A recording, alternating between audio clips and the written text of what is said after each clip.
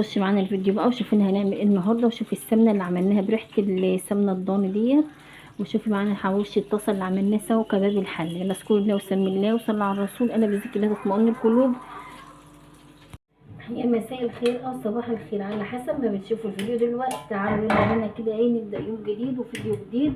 صلى على الرسول واذكري الله. الا بذكر الله تطمئن القلوب. اللهم صل وسلم وبارك عليك يا سيدي يا رسول الله. اول حاجه كده كانت معايا حته دهنه كده صغيره. نزلت بيها الاول كده اسيحها في الحله وانزل عليها بشويه زيت كده صغيرين. وطبعا كان معايا نص كيلو لحمه. اللحمه ديت بقى كانت سمينه وكده ولحمه ضاني، فانا قررت ان انا اعملها كباب حله. مش هتمشي معانا غير كباب حله لان السمين اللي فيها كتير. قررت اعملها كباب حله. يلا بقى كده ننزل بيها الاول كده نديها تشويحه. اول حاجه كده اللحمه اللي ديت اديها صدمه من على الناحيتين قبل اي حاجه ونشوف هننزل عليها بايه تاني. هسيبها كده تاخد وتدي الاول ونشوف انا جاهز لها ايه وياها. بعد ما تاخد بقى كده معايا صدمه من الناحيتين، تعالي ما اقول لك بقى الطماطم اللي ديت هنعمل بها مكرونه. معايا كده بصلايه صغيره وقرن فلفل هفرمهم كده مع بعض واعملها للمكرونه. خلي بقى الطماطم اللي فرمناها سوا ديت هديها بقى كده لخلطه المكرونه. كده خلاص بقى اللحمه اللي معانا هي اتشوحت كويس كده، خدت صدمه حلوه. تعالي بقى كده اول حاجه هعملها هخرط لها بقى كده شويه بصل كده حلوين. قطعوهم بقى زي ما تحبي بقى، قطعوهم قطع، قطعوهم ريان زي ما تحبي تقطعيه قطعيه كده. البصل اللي انت هتعمليه دوت هيدوب معاكي خالص كده وهيبقى مسكر كده ومكرمل وياكي وجميل. قطعي بقى الكميه اللي تحبيها. كباب الحله ده زي ما احنا عارفين اهم حاجه فيه البصل، يعني كل نص كيلو لحمه معاكي تحطي عليه نص كيلو بصل. طبعا لسه الكباب دوت لسه يتحط معاه اضافه كمان. هفرم كفته دلوقتي وهظبطها كده ونسويها معاه، بس طبعا مش هحطها دلوقتي. تابعي بقى كده الفيديو عشان تستفادي معانا وتشوفينا عملنا ايه النهارده.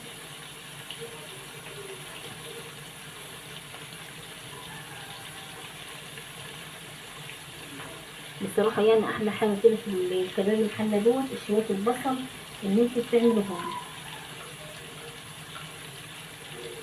نخلي البصل دوت طبعا كده الاول ياخد صدمه برضه. تعالي بقى نشوف هنعمل ايه تاني مع بعض.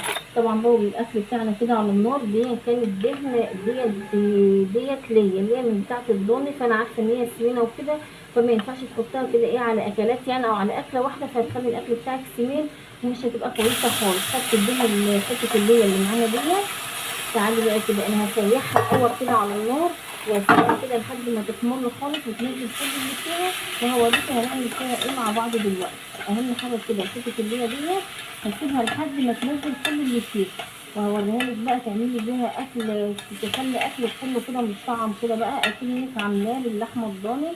هسيبها بس كده لحد ما تسيح خالص ويانا ونظبطها ونشوف هنعمل ايه. ودول طبعا البصل بدأ يتفرمل بقى معانا كده، يعني بدأ يدوب كده شوية زي ما بيقولوا يعني. نسيبه كده لحد ما يتفرمل خالص ويانا وبعدين نرجع له تاني. هنا بقى كانت ميه المكرونه اللي معانا كده بدأت تغلي. هنزل بقى فيها كده بمعلقة ملح واحط الصلصة اللي ويانا كده شوية ملح كده صغيرين.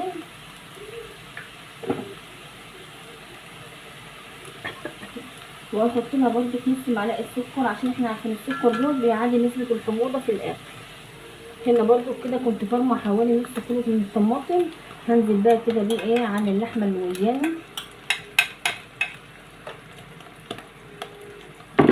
وطبعا ميه المكرونه بقى كانت خلاص بدات تغلي. هنزل بالمكرونه بتاعتي.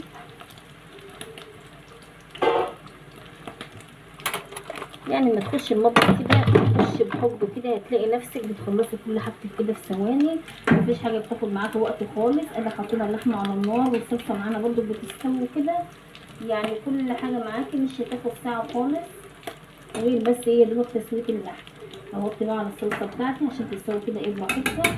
وادي المكرونه بتاعتي تقليبه وتعالي بقى الدهن اللي معانا هو ده الدهن بتاع الضاني، هديه برده كده ايه تقليبه كمان. شايفه بدأ ينزل كده كل اللي فيه اهوت، هسيبه خالص لحد ما الدهن اللي وياه دوت يبقى لونه احمر زي الحاجه اللي انت محمراها كده، زي ما تكوني بقى بتحمري كده ايه مقرمشات او حاجه. هتسيبيه خالص لحد ما اللون بتاعه يحمر وياكي ويجيب كل اللي فيه، مش هستعجل عليه خالص.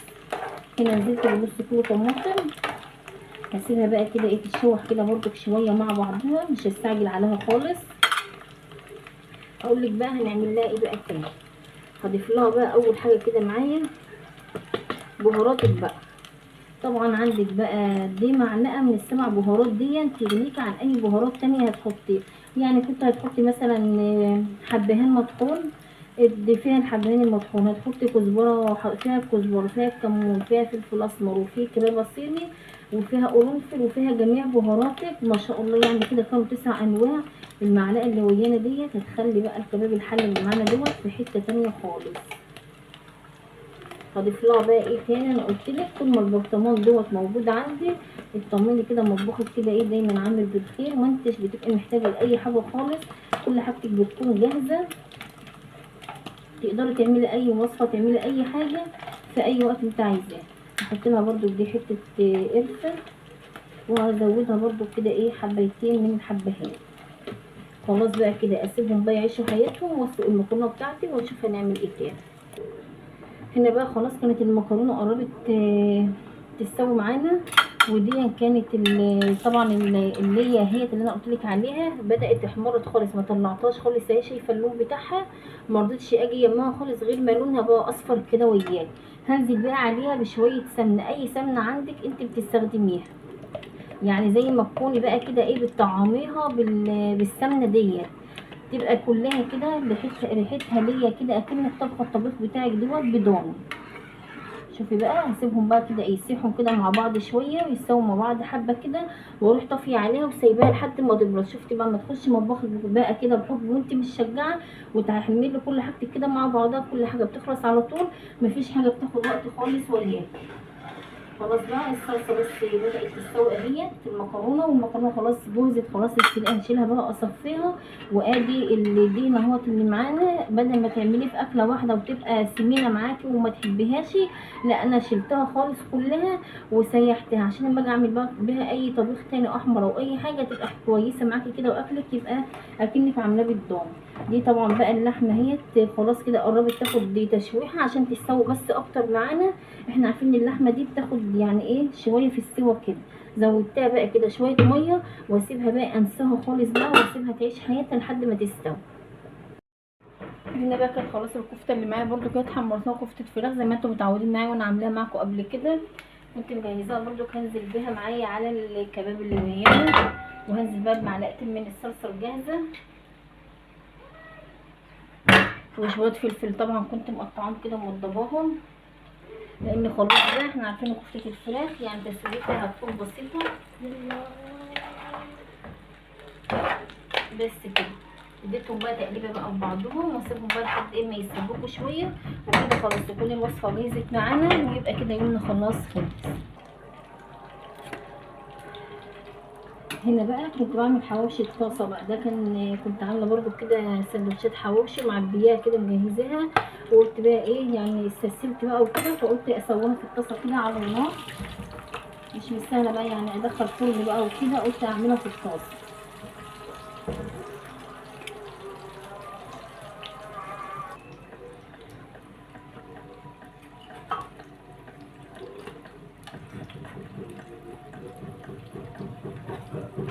نعم.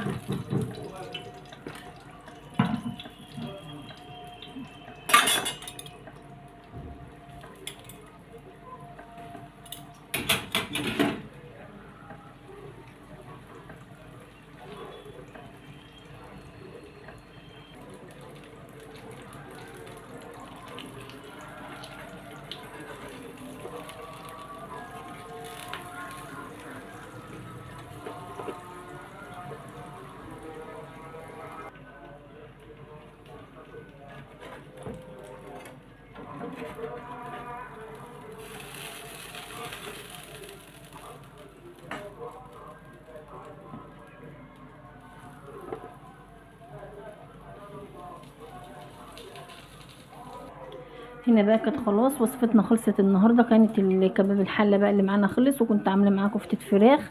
ودي طبعا ايه حواوشي الطاسه اللي عملناه في الطاسه كده دلوقتي مع بعض. سندوتشات بقى كنت معبياها كده ومجهزاها وطلعتها يا دوبك ايه قليتها على طول، عشان اللي ما بيحبش كفته الفراخ عندي بقى والكلام ده، فانا حبيت اعمل لهم برضو جنبها ايه حواوشي الحواوشي السريع دوت. وده بقى طبعا كان مخلي شطه وليمون من اللي احنا كنا عاملينه مع بعض قبل كده. والمكرونه اللي معانا خلاص جهزت. ودي بقى كانت السمنه اللي انا قلت لكم عليها، دي كانت الحته اللي انا سيحتها وزودتها بسمنه علشان لما تيجي تعملي اكلك يبقى بريحه بريحه الضان. يلا السلام عليكم ورحمه الله وبركاته. اول مره بتشوفونا ما تنسوناش باللايك والاشتراك في القناه، والسلام عليكم ورحمه الله وبركاته.